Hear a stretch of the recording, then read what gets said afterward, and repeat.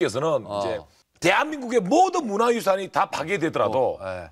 석굴암 하나만 확보가 있다면 이것은 세계의 자랑거리가 될 것이다. 여기 살던 민족들은 참으로 위대했구나라고 말할 것이다라고 그렇게 썼어요. 뭐 그런 표현이죠. 그렇죠. 네. 예, 부끄러운 질문을 드려도 네. 왜 그렇죠? 석굴암에 가봤는가요? 뭐 수학여행 때 가서 이제 그 유리장 바깥에서 이렇게 봤겠죠. 예. 내가 미술사학과 교수가 되니까 그 학생들이 이 우리의 최고 가는 문화재인 석굴암을 한번 들어가 가지고서는 감상도 하고 느껴야 될 거 아니겠어요. 근데 지금 출입이 금지돼 있잖아요. 그래서 한 3년에 한 번쯤은 석굴암하고 문화재청의 허가를 얻어가지고 이 교육적인 목적으로 학생들에게 답사를 하게 합니다. 그러면은 대개 이제 30명, 40명 가거든요. 반드시 한 학생은 울어요. 너무 감동스러워가지고. 눈물을 그냥 계속 흘려요. 너 왜 우냐고. 몰라요. 그냥 자꾸 저 불상을 보는 순간엔 눈물이 나네요. 압도되는 겁니까? 그냥 네, 그렇죠. 아름다움에. 네.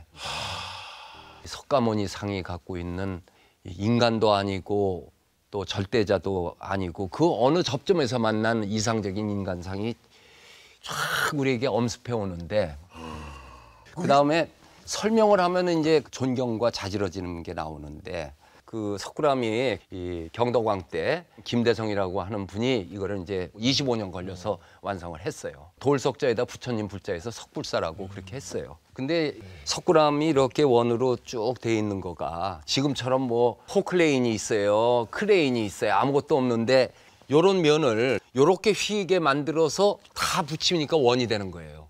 요런 조각을 16개를 만들어서 서울대 물리학과 교수였던 남천우 교수가 이 석굴암을 측량을 하고서 쓴 논문 중에 신라 사람들은 어떤 식으로 구했든지 사인 12도 값을 우리보다 더 정확하게 구했기 때문에 이게 가능했다. 사인요? 사인 12도. 코사인 코사인 사인. 그렇지. 잘하네. 네, 그러네. 코사인 나도 아는데. 예. 아니 지식은 제가 진짜 제일 해박합니다. 나도 얘기하려고 그랬었는데요. 피타고라스 이거. 피타고라스하고 관계없어. 그리고 1m를 쟀는데 1mm의 오차도 나오지 않았다는 거는 1000분의 1의 오차도 허락하지 않았다는 거죠. 그러니까 이거는 석굴암은 설계에서부터 시공까지 완벽한 것일 수뿐이 없다.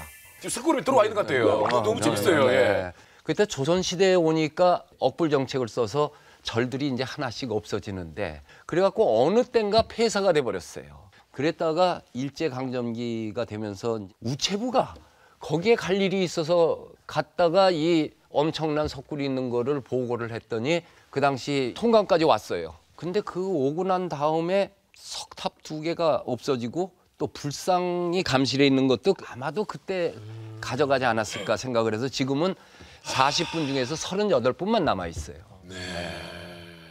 그러다가 이 일본 사람들이 저 일제강점기로 들어가면서 자기네들은 문명국이고 우리는 야만이다라는 걸 강조하기 위해서 우리가 이거를 고쳐준다 해가지고 고친다고 하는 게 고칠 줄 알아야지. 그래가지고 이놈들이 한 것이 석굴암을 완전히 다 해체해버렸어요. 예?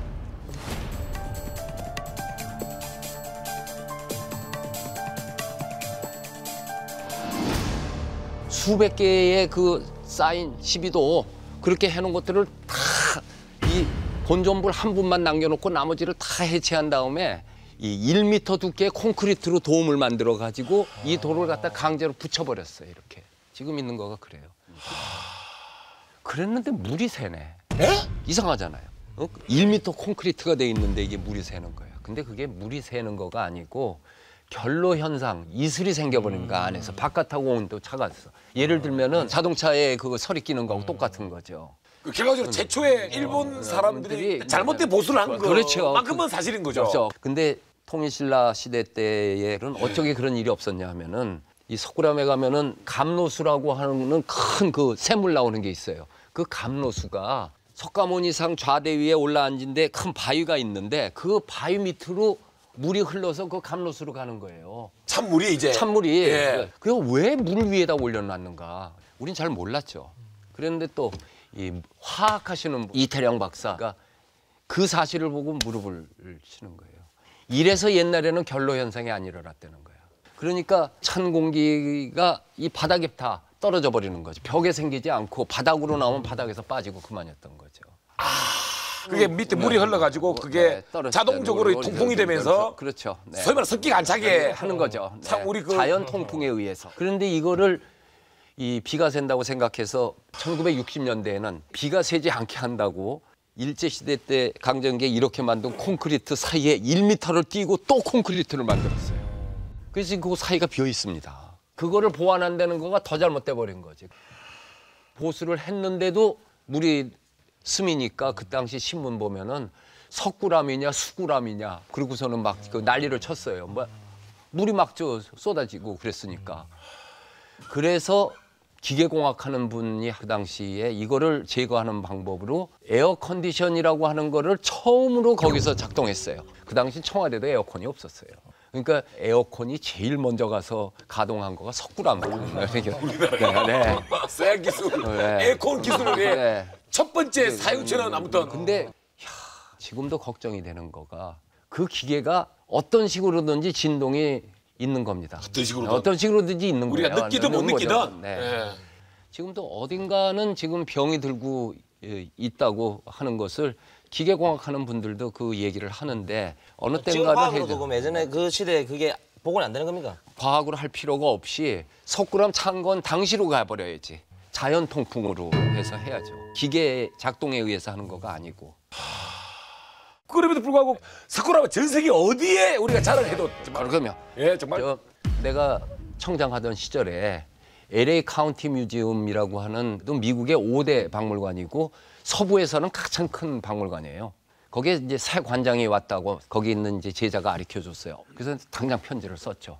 거기에 한국실이 지금 지하 35평에 디스플레이 되어 있는데 관장님이 한국에 여태까지 와보신 경험이 없으시면은 내가 초청을 할 테니 우리 미술에 대해서도 보고 가시는 것이 좋겠습니다.